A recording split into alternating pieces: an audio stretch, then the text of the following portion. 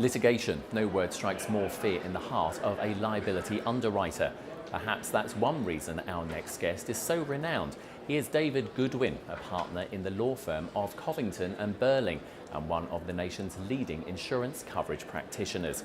In fact, Law 360 named him one of the country's top 3 most valuable players in the insurance practice area. We spoke with him at the IRMI Energy Conference in Houston about trends in litigation across a broad array of coverage types. Here are the highlights. Well, insurance companies are afraid of litigation by and large because juries generally don't like insurance companies. In contrast to a lot of entities and organizations that jurors will have nothing to do with in their personal lives, like big financial institutions such as investment banks, most jurors purchase insurance, and many people who purchase insurance have difficult times getting claims paid. So when an insurance company is in front of a jury, they know they're going to have an unsympathetic audience. Well, the biggest potential losses due to litigation at the moment appear to be, and I'm speaking in the oil and gas area, appear to be, I think, in part that we're likely to see a wave of investor lawsuits. And then in addition, because margins were so high in recent years, to the extent that there are business interruption claims or claims involving lost profits as a result of an accident, insurers are reluctant to pay them, and we'll see more litigation. And you say, well, why are insurers reluctant to pay them? And the answer is there's an unwritten exclusion in every insurance policy for big claims. And if you have a really big claim, you're going to run into resistance. Well, I think the principal emerging risk, no doubt about it, is cyber. I personally have represented Target in connection with its claims for insurance coverage for its cyber losses, and that I personally was affected by Home Depot and had to get new credit cards. I think if there's anything that affects consumers today in the business world, in many respects, it's the increasing amount of cyber breach. But financial institutions are worried about it. Major corporations are worried about it.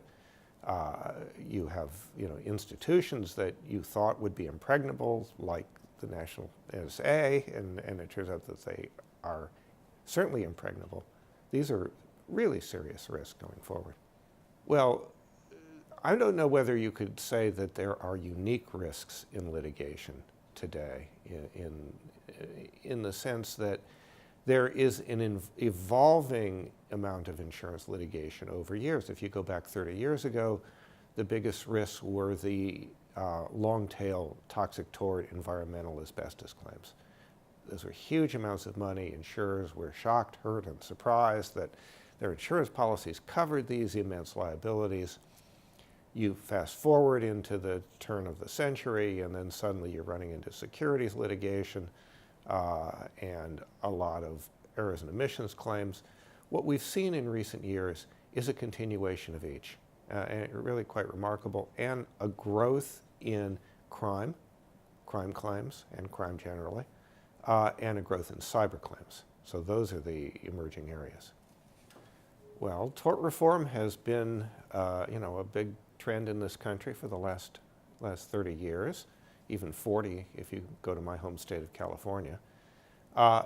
And tort reform is a complicated subject because really in the ideal world, people should think, okay, if something happened to me, what would I like? What would be the best system?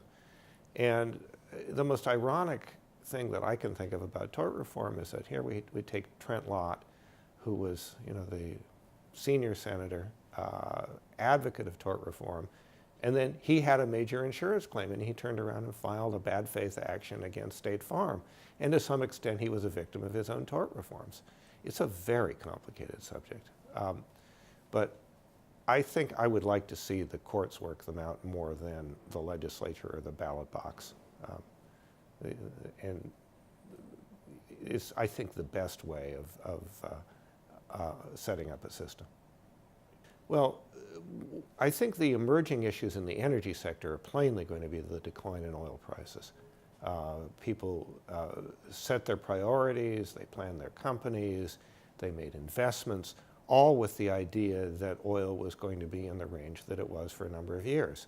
So I am quite certain that there is going to be litigation arising out of misjudged planning, if that's what it was, or in addition, there will be budget cuts, and there are budget cuts, which will affect insurance issues. I think risk managers in the energy sector are under the gun right now.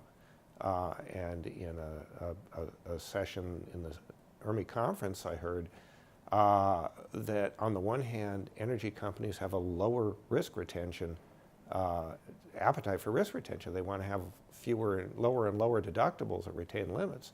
And on the other hand, the risk management budgets are being cut. And insurers charge more money for the lower that you are in the layer of your coverage tower. So it's going to be a conundrum going forward. For more of our coverage of the 2015 IRMI Energy Risk and Insurance Conference, visit the RIN TV On Demand Library.